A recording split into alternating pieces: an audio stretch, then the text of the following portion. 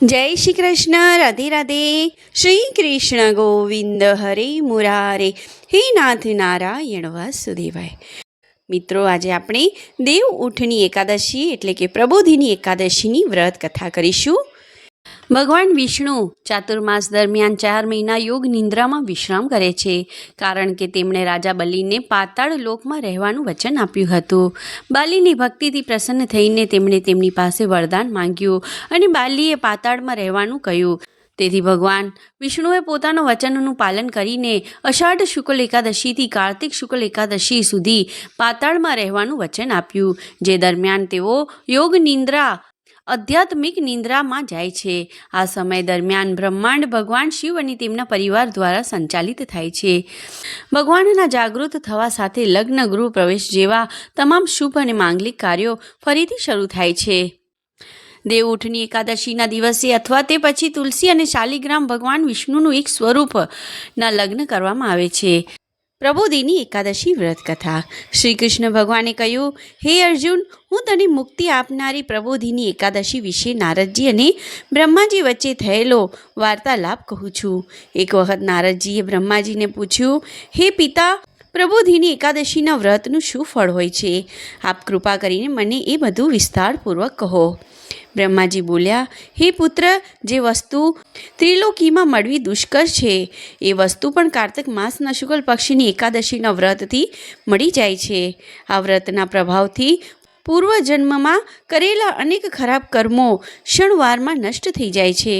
હે પુત્ર, જે મનુષ્ય શ્રદ્ધાપૂર્વક આ દિવસે થોડું પણ પુણ્ય કરે છે, એનું એ પુણ્ય પર્વત સમાન અટલ થઈ જાય છે અને એમના પિતૃઓ વિષ્ણુ લોકમાં જાય છે।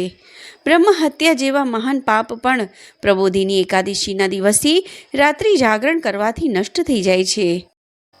હે નારદ, મનુષ્ય ભગવાનની પ્રસન્નતા માટે કાર્તક માસની પ્રબોધિની એકાદશીનું વ્રત અવશ્ય કરવું જોઈએ। જે મનુષ્ય આ એકાદશીનું વ્રત કરે છે એ ધનવાન, યોગી, તપસ્વી તથા ઇન્દ્રિયોની જીતનાર બને છે, કારણ કે એકાદશી ભગવાન વિષ્ણુની અત્યંત પ્રિય છે। આ એકાદશીના દિવસે જે મનુષ્ય ભગવાનની પ્રાપ્તિ માટે દાન, તપ, હોમ, યજ્ઞ, ભગવદ નામ જપ પરમ યજ્ઞ છે, યજ્ઞોમાં જપ યજ્ઞ મારું જ સ્વરૂપ છે, શ્રીમદ ભગવદ્ ગીતા વગેરે કરે છે, એમને અક્ષય પુણ્ય મળે છે। આથી હે નારદ, તારે પણ વિધિપૂર્વક વિષ્ણુ ભગવાનની પૂજા કરવી જોઈએ। બ્રહ્માજીએ કહ્યું, હે નારદ, આ એકાદશીના દિવસે મનુષ્ય બ્રાહ્મ મુહૂર્તમાં ઉઠીને વ્રતનો સંકલ્પ લેવો જોઈએ અને પૂજા કરવી જોઈએ। એ રાત્રે ભગવાનની સમીપ ગીત, નૃત્ય, કથા, કીર્તન કરતા રાત વિતાવવી જોઈએ। પ્રબોધિની એકાદશીના દિવસે પુષ્પ, અગર, ધૂપ વગેરેથી ભગવાનની આરાધના કરવી જોઈએ। ભગવાનને અર્ઘ્ય આપવું જોઈએ। એનું ફળ, તીર્થ અને દાન વગેરેથી કરોડ ગણું અધિક હોય છે। જે ગુલાબ અને બકુલના પુષ્પોથી, આસોપાલવના પાનથી, કરણના સફેદ અને લાલ ફૂલથી, દુર્વા દળથી, શમીપ પત્રથી, ચંપક પુષ્પથી ભગવાન વિષ્ણુની પૂજા કરે છે, એ આવાગમનના ચક્રથી છૂટી જાય છે।